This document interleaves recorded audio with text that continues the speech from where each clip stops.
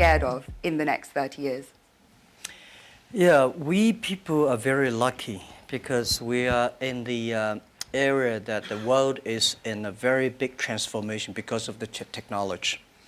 I think we read a lot on the books that 200 years ago when the first industry have a lot of great people, and then 100 years ago, electricity revolution came, a lot of success people. So now the technology comes. This new technology will also create a lot of successful people, interesting careers. But honestly, every technological revolution comes is going to create a lot of social problems. And my view is first the technology revolution caused the First World War. Second technology revolution caused the Second World War. Now we're on the third. So what is going to happen? People worry about artificial intelligence. People worry about robots. People worry about a computer and data and privacy and securities. People start to worry. But whether you worry, it will come. You don't worry, it comes. So the thing is how you change yourself. So I think next 30 years, the world is going to be huge change. If there's a third world war, I think the world war should be a war against the disease, a war against environment pollution, right? A war against poverty together. We should not a war against ourselves.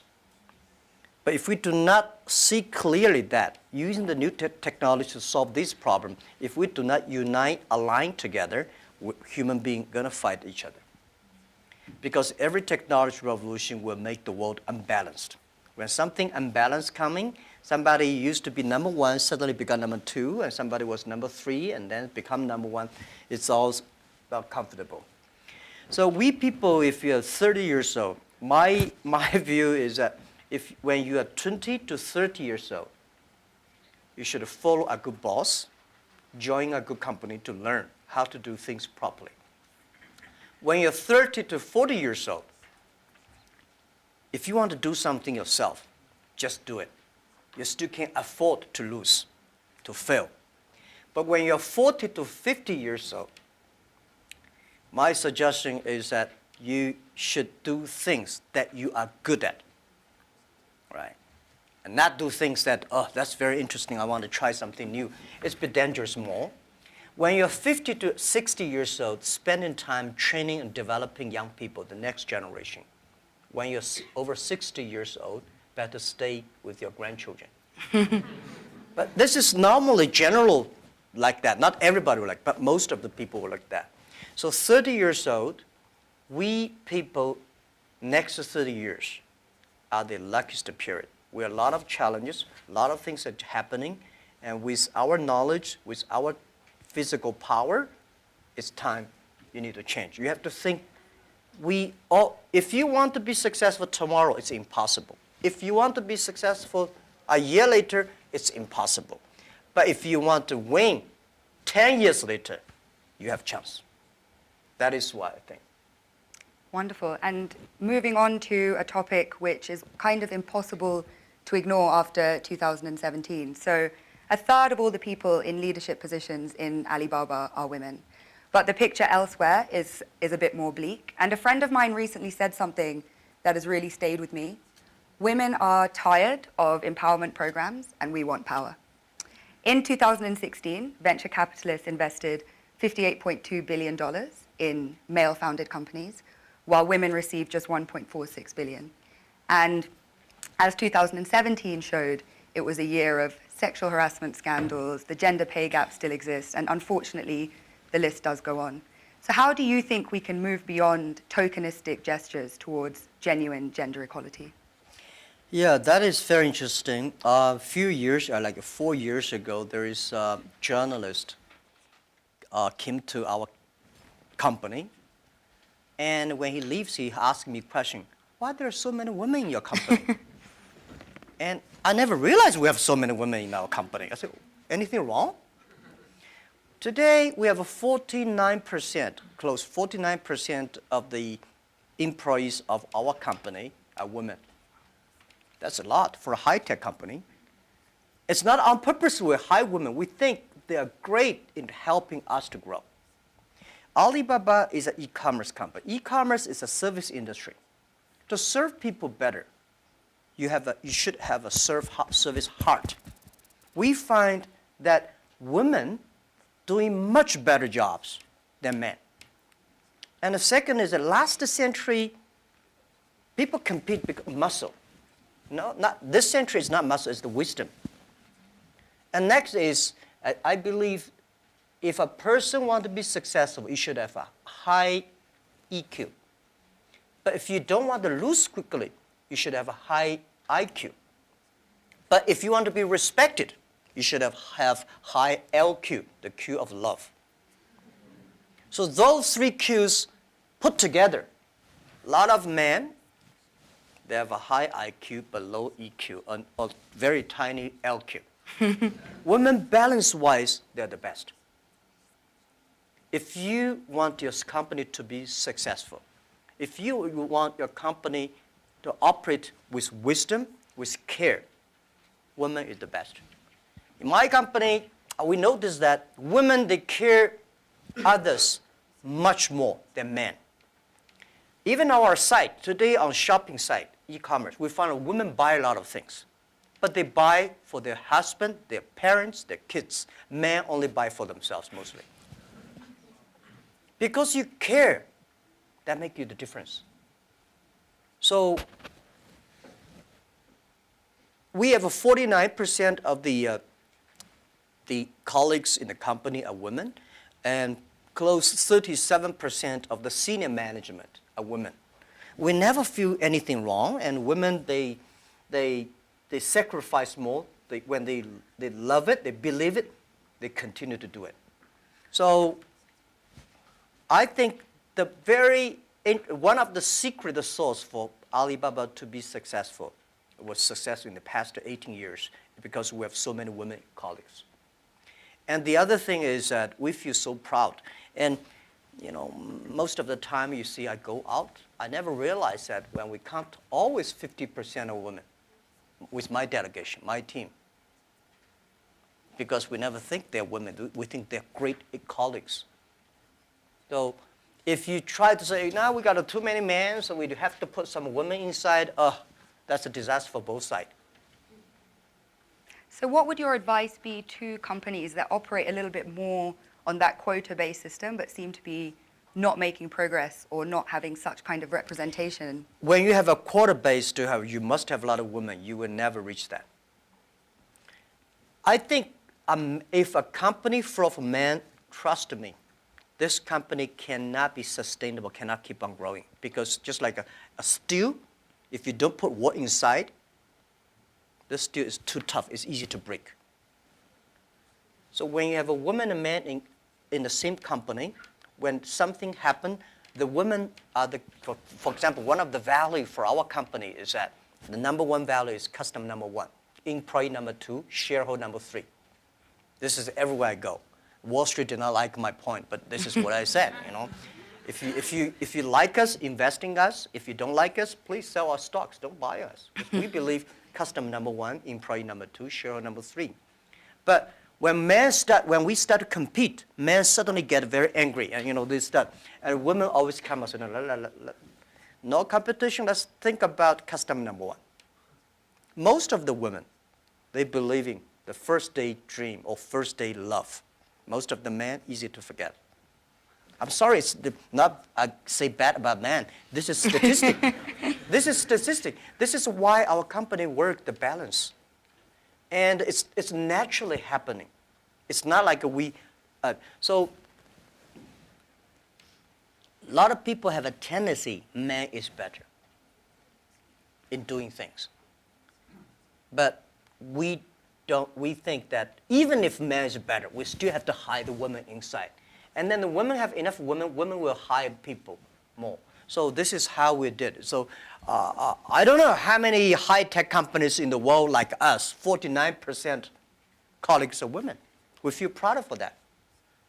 As you should be, and I think it's a very strong message to send out to, like I say, other companies that have a range of reasons for why that's not the case, because clearly you've been able to build the most successful one, with that being so. So you just came off stage after giving a talk about digital e-commerce and what needs to happen for small businesses and entrepreneurs to benefit from globalization. At a time when globalization once again is being questioned, is it really delivering for the most vulnerable? Is it delivering for people in the global south, etc.? So what is your message to people in this room kind of about globalization, really? I think globalization cannot be stopped. Nobody can stop globalization. Nobody can stop trade. And I believe if trade stops, war starts. Trade is the way to solve to dissolve the war, not to cause the wars. I think globalization did a fantastic job in the past 30 years. Enriched a lot of countries, but of course, caused a lot of problems, right? Young people did not have opportunities. Small business have not opportunities. Developing countries were neglected. But it's only 30 years. It's a baby. It's a growth. You have to improve it. If you do not improve it, then you kill it. It's easy. Most of the time, to kill something is much easy. So my belief, it's our generation's job. Today, we have a better technology. We have a better knowledge about globalization. And it's our generation's responsibility or opportunity to improve it. Tell me, how can you stop globalization? Now, artificial intelligence come, robots come. My grandfather worked 16 hours a day, and he said he was very busy. We work 8 hours a day. We said we are very busy. Our children may only work 3 hours or 4 hours a day for 3 days a week. I bet they would say, oh, we're very busy. Then when you work only 3 hours a day and 4 days a week, what are you going to do? You're going to travel around, right? You cannot stay in the home for a week. You will travel. 30 years ago, normal life, you visit 20 to 30 cities whole your life. 30 years later, in your life, you will visit 300 cities in your life because of mobile. How can you stop it? It's impossible. So thinking about that, the only thing is to improve it, to make it simpler. Global trade should be simple, should be modernized, should giving inclusive, everybody have the opportunity. So my strong message is that, well, I feel sorry for WTO. They did a great job, but in the past 20 years, when you put the 200 government ministers in one room, how can they agree on something? Right? Because I don't like your country. No matter how good suggestion you have, I say no. But business people, even if we put 200 business people in one room, we will surely agree on something. And this is what I believe. The next generation of globalization should be inclusive, should create opportunities for young people to get involved. The first globalization in the human history was controlled by few kings and emperors. Last 30 years, globalization was controlled by 60,000 big companies. If you're not among the big companies, if you're not in the big, powerful countries, you don't have a chance. The next 30 years, I bet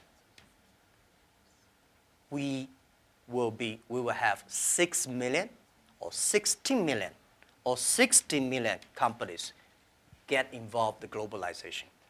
And I'm sure we will make it happen. Together with a lot of people, maybe with you. With a mobile phone, if people still using mobile phone 30 years later. With a mobile phone, you can global buy.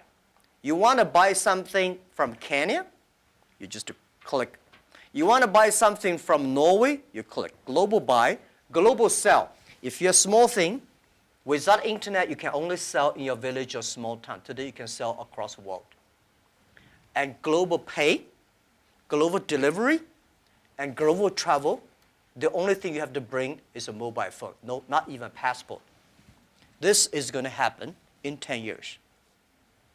And this is the message. Let's catch this opportunity.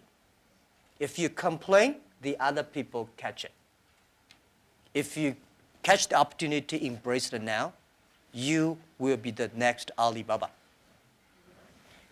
People like me, I was born in a very poor family. I never got a great education. I failed all the examinations. For what reason? I don't know. But later, I realized I don't have money. I don't have technology. I don't have a lot of good backgrounds. We have a rich uncle or something. No.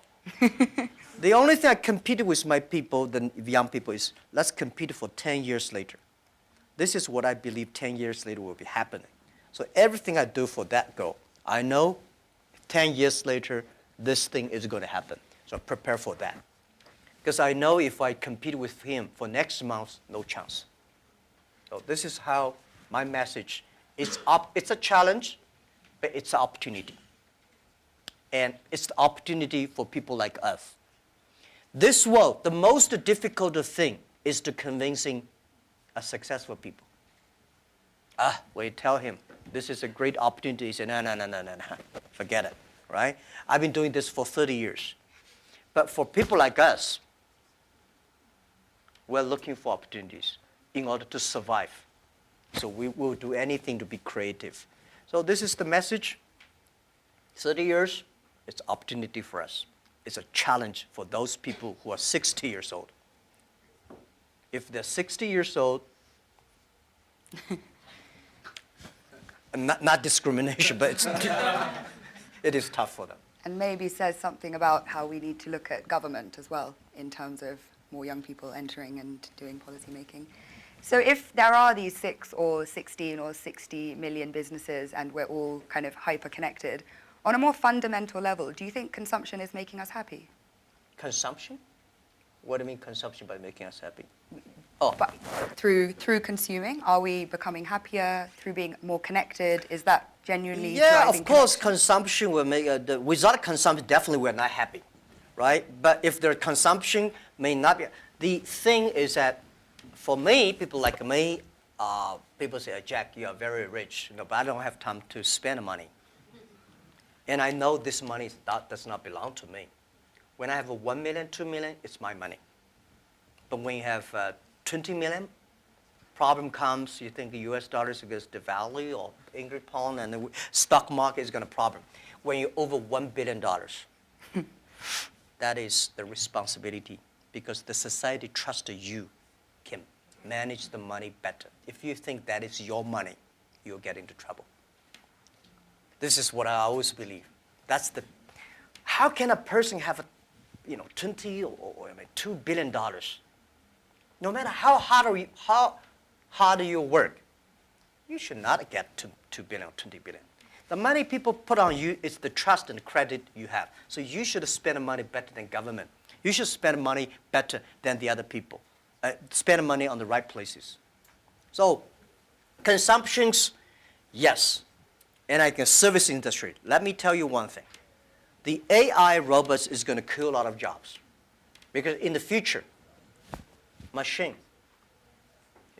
But there will be, we have to create modern service industry.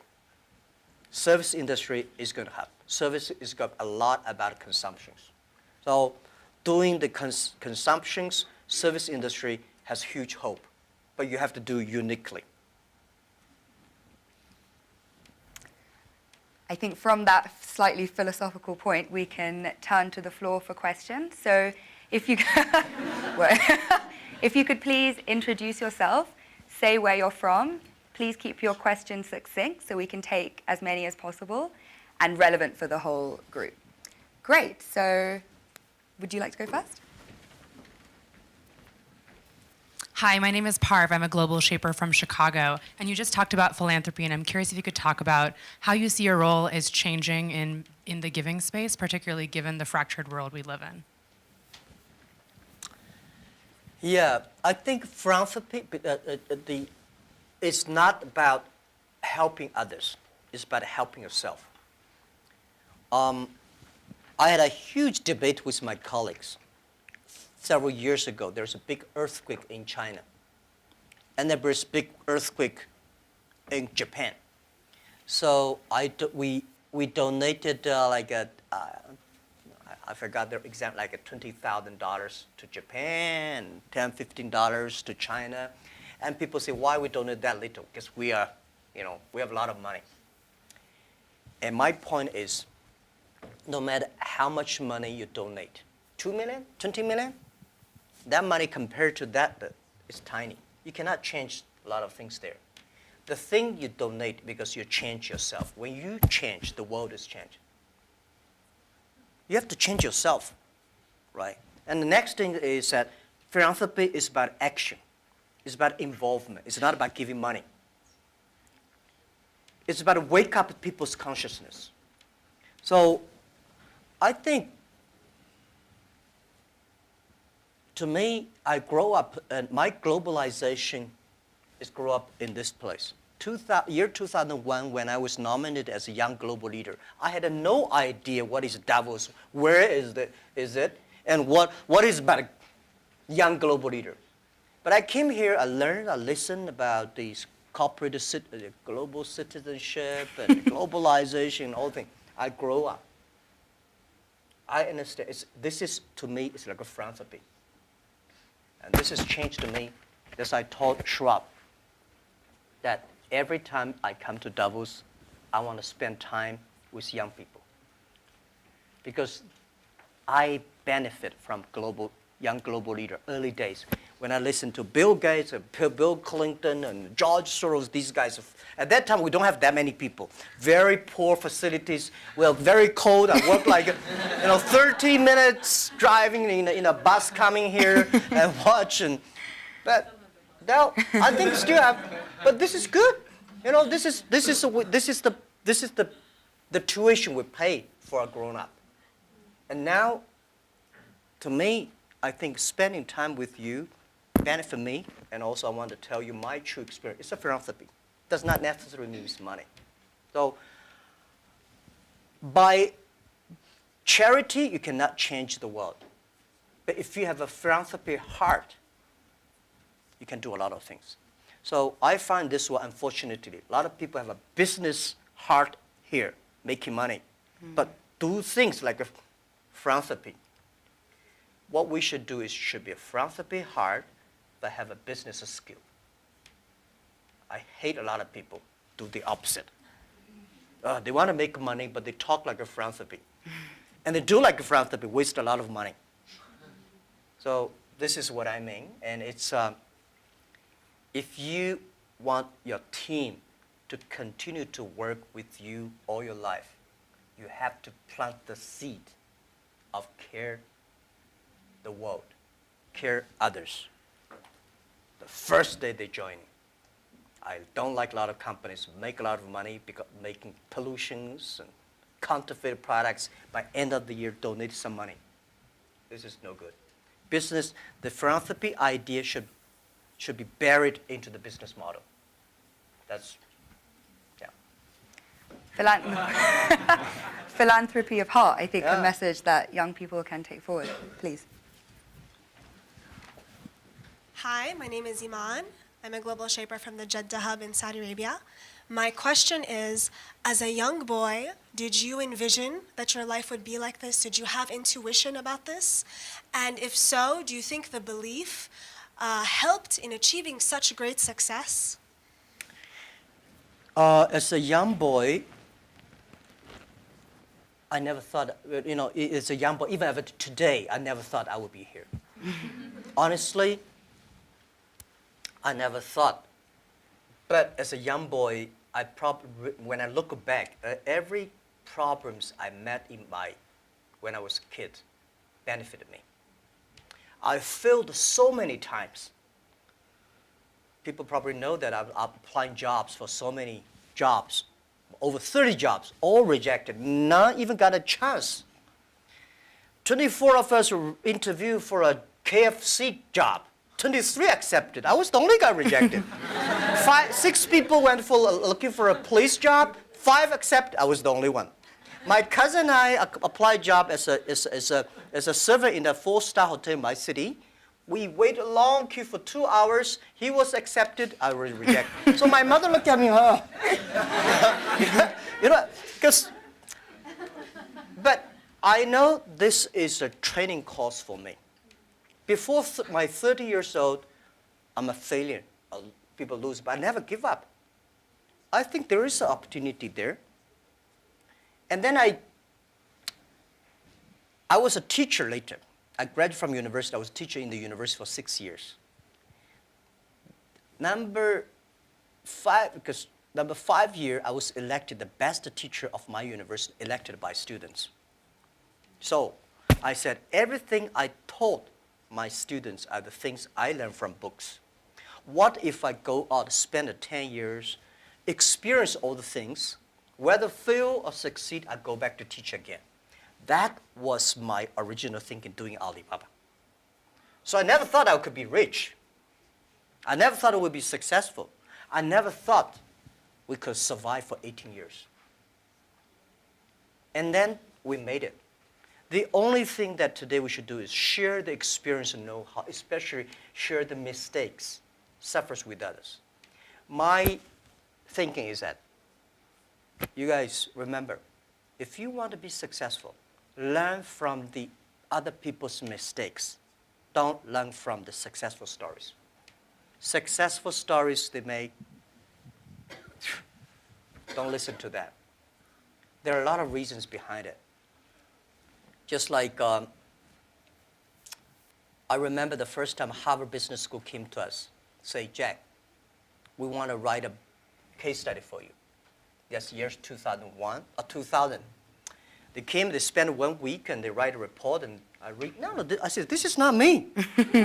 And this is you. I said, no, this is not us. He said, this is you. So they make up his sign, and the case study go up, and they start to teach in a lot of universities. The next 5 years, they invited me to go to the case study, and they always find a competitor of my company. And after every case study, Alibaba will die, that company will succeed. All the students agree. And actually, every 5 years, all the competitors die, we still survive. So how can you study this kind of a successful story? Learn from the mistakes, the other people. No matter how smart you are, you will encounter these mistakes. You learn from mistakes not because you will be able to avoid mistakes. You will able to, when these mistakes come, this suffer comes, you know how to deal with it, how to face it. The book I want to write, if I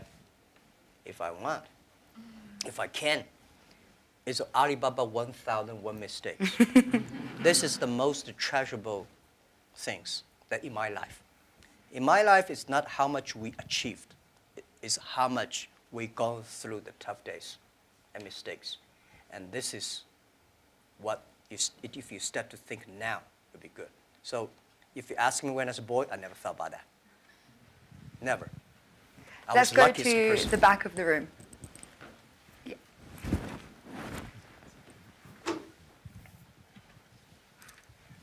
Fan Lin, YGL from Shanghai. I know that you recently spent 100 billion RMB in deep tech research. I just wonder how you think of the future of deep tech and how that's going to influence humanity and creativity. Yeah. Thank you.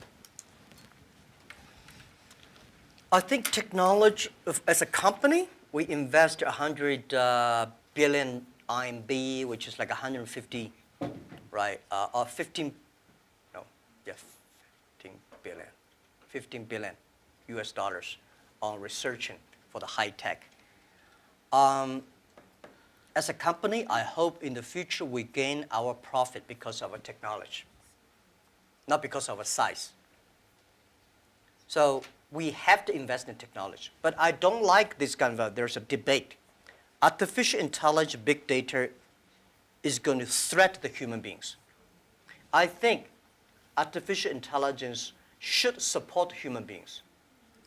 The technology should always doing something to enable people instead of disable people. When steam machine comes, When cars comes, people hate it. Today we think car is good. When the automobile when first was designed, people hate, especially this horseman, right? They destroy every cars they can see. So I would say, people like us, when we have the money, we have the resources, we have all the excellent young people, we should spend money on the technology that enable people, empower people, make life better. So this is what we want to invest. And I think artificial intelligence, no matter how artificial intelligence is good, human being in the future compete with the machine on knowledge, you don't have chance. Computer is always going to be smarter than you are. When there's a car, forget about who runs faster. When there's a plane, don't think you can fly. When there's a computer, computer is always smarter than you are. They never forget. They remember everything. They never get angry. They calculate faster. But computer can never be as wise as a man. What's the difference between smart and wisdom? My view is, a smart people see something the other people don't see. A wise people see something, he pretend he did not see it. A smart people know what he want. A wise people know what he doesn't want. A wisdom, the person with wisdom knows, only you know I don't want this. Then you know what do you want. So I think this is the money we invest to support human beings, not supporting Alibaba. This lab is open to the whole world. It's not supporting Alibaba at all. Yeah. Wonderful. So hi, I'm Saad, Global Shaper from the Islamabad Hub. I really want to know what you think about leadership. Is it something that comes from the heart when it comes to decision making as a leader, or is it something that that you have to take, you have to think through your mind as well, or is it a bit of both? Like as a leader, when you make decisions, would you go with something that you really feel about from your heart, or would you try to have a mix of your mind and your heart when you make decisions? Yeah, I think it's a good question. I've been thinking about that. First, it's your nature instinct. There must have something that you different.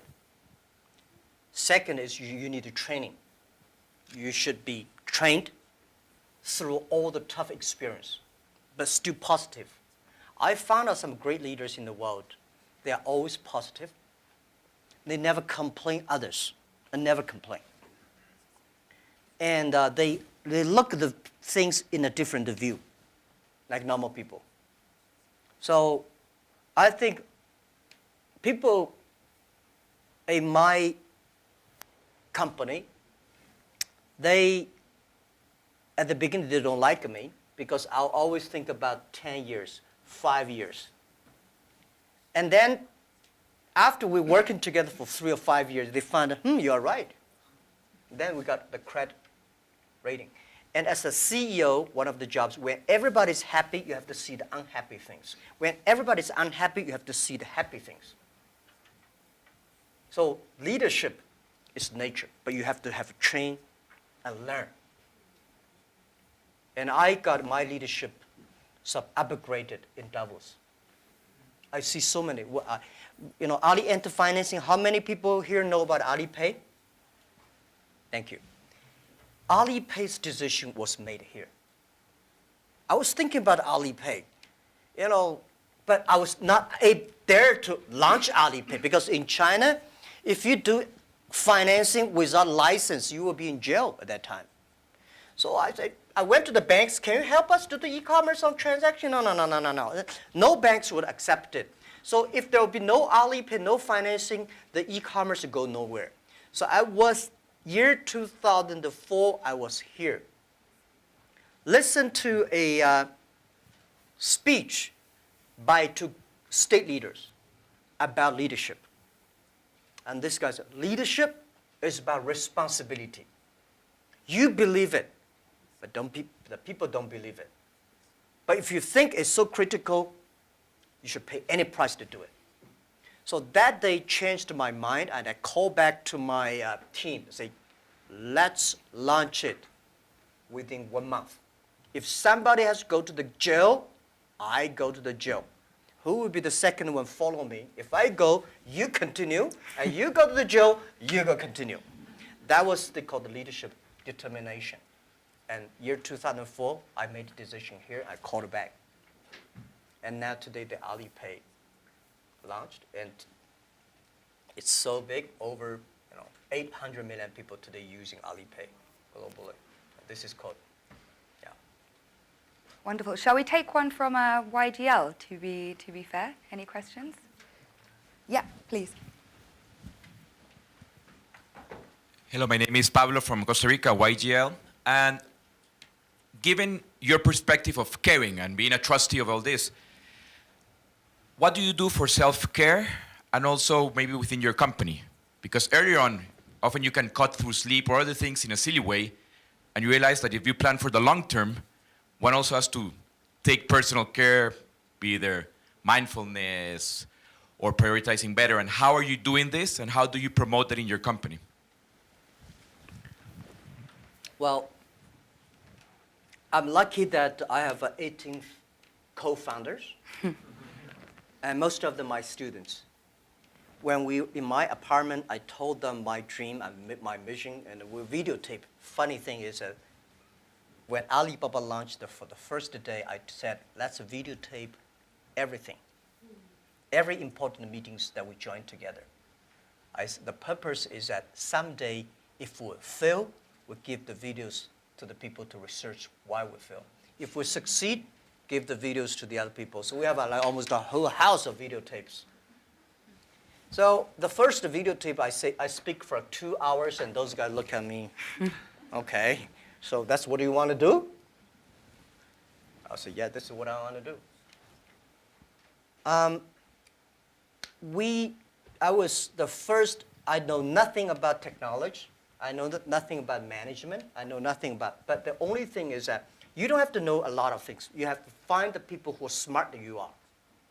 My first way is always find people who knowledge on computer smarter than I am. Accounting, smarter than. For so many years, I always try to find the people smarter than I am.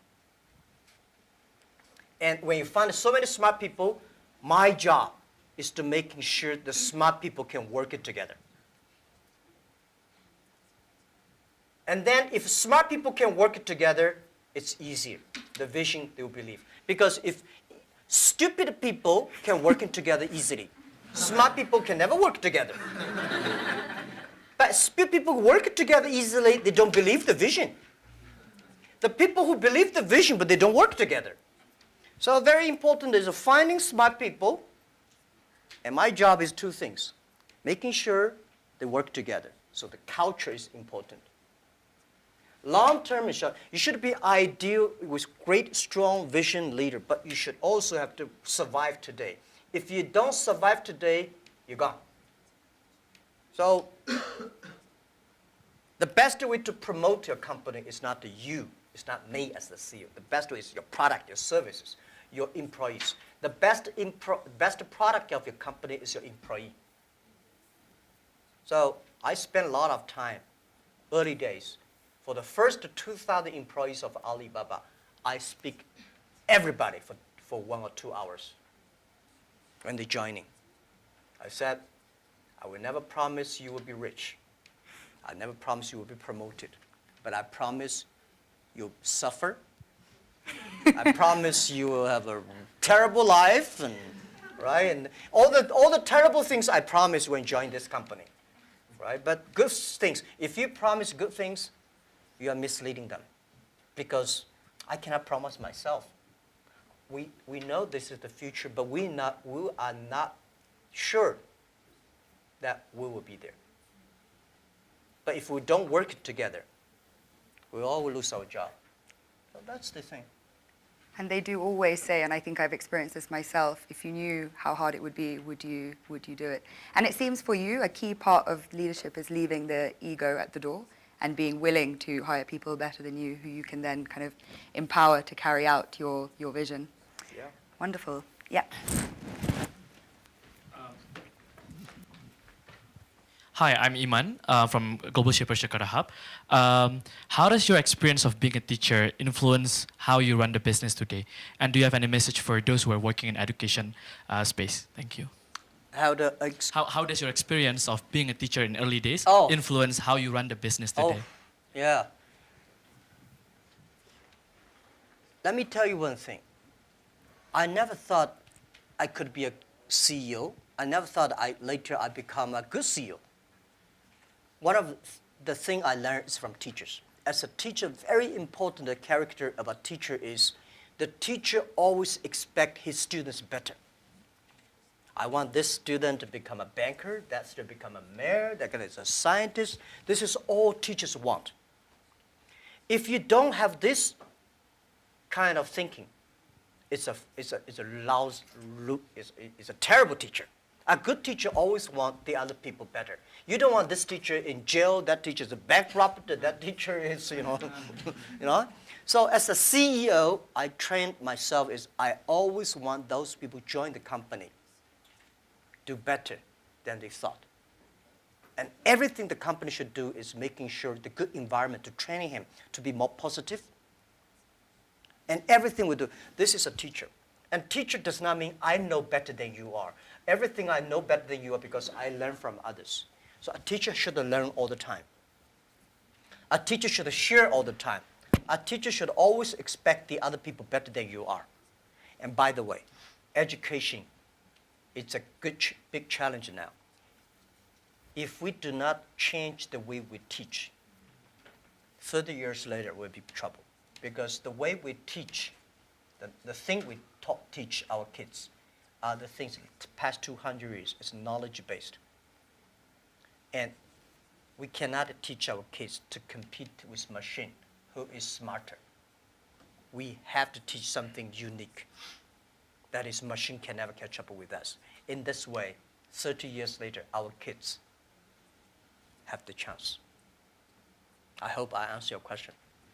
It's a very difficult one to answer, but what are those skills that you think we need to teach? If we're moving away from knowledge, what are the key things? Value, believing, independent thinking, teamwork, care for others. These are the soft part. The knowledge may not teach you that. Folks, that's why I think we should teach our kids on sports, the music, the painting, art. So making sure humans should be different from, everything we teach should be different from machine. If the machine can do better, you have to think about it.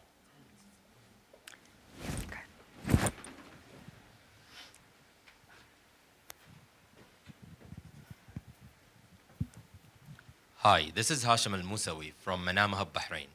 Talking about education and the Fourth Industrial Revolution, we have been talking about people losing their jobs or they are not qualified enough with the skills needed. What are you doing for the people within your company to get up to date, to get continuous learning, to know what's the technologies needed for the future? Thank you.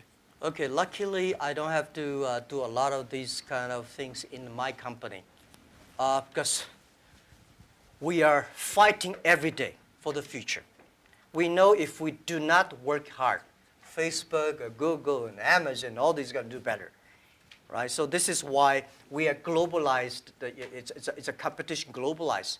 But we know that it's not about technology competition. All the people today, not like 18 founders, we only have 2.5 people are engineers. Today we have more than 25,000 engineers. They are all smart people. They do much better job than the 18 years ago. But the only thing I want to making sure that these people have a philanthropy heart. Because the data we have, the technology we have, if they do not have a great heart inside, we are going to make disaster for the world.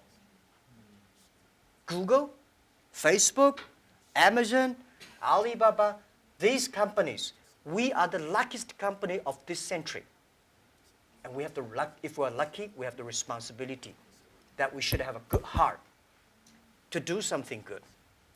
But on the other thing I want to say is about that making sure that everything you do is for the future. For example, you know about Singles Day? Singles Day, shopping day, November 11th is the day we created. Last year, that day, we sold 25 billion US dollars for one day. And for the first minute, over 70 to 80 million people rush inside to shop on the mobile phone. So you have to making sure the system is good enough. We have to finish 270,000 transactions per second. Can you imagine that? Hard to compute. 270,000 transactions per second. If we do not have that kind of computing capability, the whole system will crash because we have several hundred million people waiting to pay the money.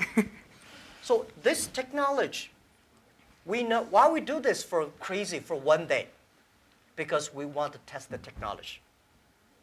This technology should be inclusive, because we know today in China we create probably like 100 million package delivery. We believe a day.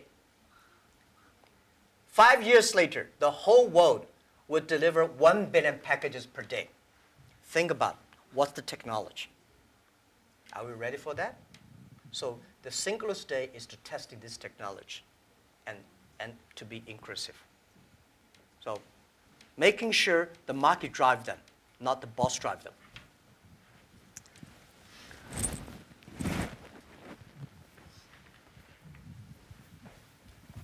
Thank you, Harry. Thank you, Jack.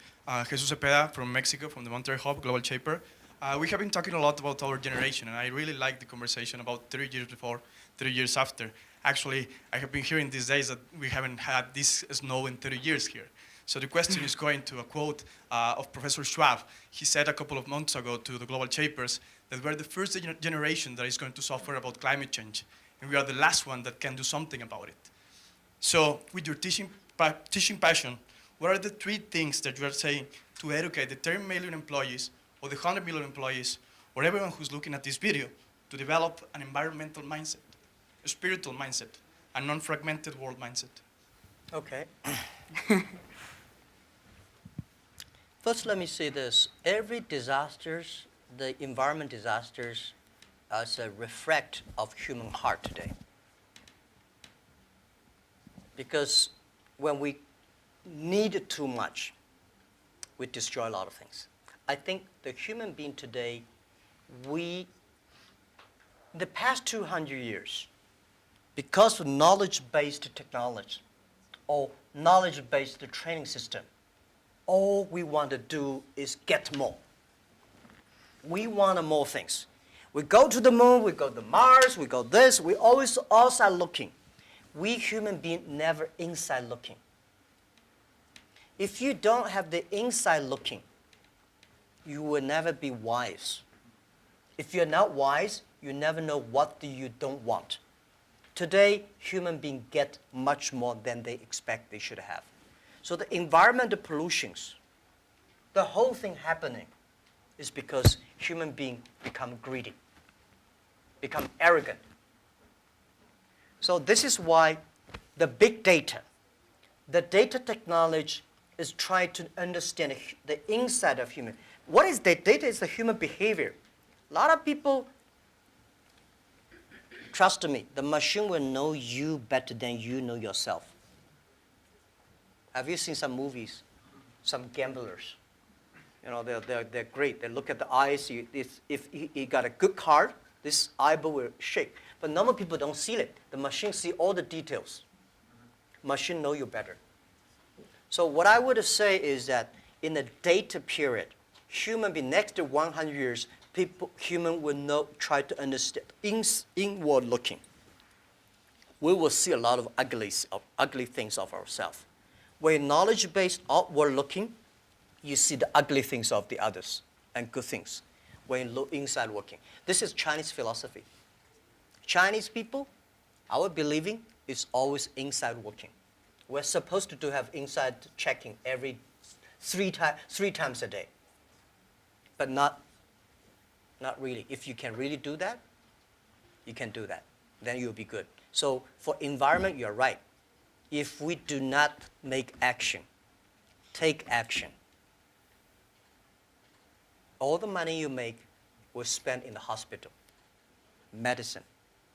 Our kids will be in big trouble. So let's fix it. And first fix our heart, fix our know-how, and fix our belief. When you have a belief, when you have a religion, when you have a value, it's better. So I think this is what I concerned me. This is what I think the young people should always have, the value, the mission. If you have something you believe in your heart, then it will be different. This is what next 30 years education should be focused on. We have time for one last brief question. Karuna?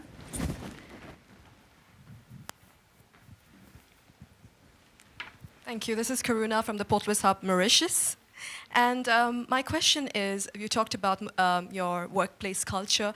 I'd like to have 1 or 2 examples, if possible, of how do you motivate your employees. And I'd like to throw in a last question is, how much do you sleep? Because this is such a controversial topic and I keep hearing different versions. Thank you. What do you mean keep the different versions? Some people say you don't need sleep. I've heard CEOs sleep only 4 hours. I've heard CEOs sleep only 3 to 4 hours, and whereas I've heard you need at least 8 hours. So yeah, I'm a bit divided, and I'd love to know your secret. Thank you. Yeah. How do I motivate, incentive or motivate my colleagues? You have to find the people that can mobilize themselves. It's impossible to encourage a negative person. So the people you hire, the people work together, they have to be, or you cannot, we have 65,000 employees now, you cannot hire all of them that positive, but at least the people work with me. My management, leadership, several areas, they have to be positive. They have to know to incentive the others, because I cannot incentive everybody. And making sure the culture. So I think it would be very painful for me to talk to my vice president, and he need to be incentivized and mobilized every time, right? This won't work. If he does not know how to incentivize or mobilize his people, it's better. I don't think he will be the vice president. He should be a good engineer, good designer, but not a good leader. A good leader should know how, but not by only money. Most of people incentivized or mobilized not because you give them a lot of money. You give them respect, trust, appreciation, and correct, heartful advice. When you come to my meetings, internal meetings, you will be shocked because we are not like a lot of the other Chinese company. The boss say, everybody listen, take notes, and go down. We are like a war room. We make decisions based on whose voice is louder. Right? Early days, we fight and talk, and then making sure everybody speak up. Right. So this is also a way of mobilize and incentive. There are a lot of ways, and different people have a different way to send incentive. So this, how much time I sleep? Yeah, I have a problem. I mean, I sleep not very short, but not good. And I don't eat a lot. This is something that I was curious. I don't eat a lot. I'm a very picky on the food. And I don't know, sometimes I would love to see what the things that make me work like that. But for sure, that if I suddenly give me 1 month vacation, I'll collapse. I think there'll be something in my heart, maybe the mission. At the beginning, it's a mission of 18 people. Today, we have 65,000 people. they all believe the mission. So if I give up, I can give up my position, but I should not give up the mission. If I give up, everybody say, hey, no. So, and then especially today, Alibaba at this size, people continue to say, for this size, the growth rate will be tiny or down. So what's the 10, 20 years Alibaba will look like? If you want to be still be greater or triple our size, what the direction? How to do it? So I spend a lot of time thinking. And I love to think. Good thing is I have a good team now. I think, I do the talk, they do the work. Yes. On that note, I'm sorry we didn't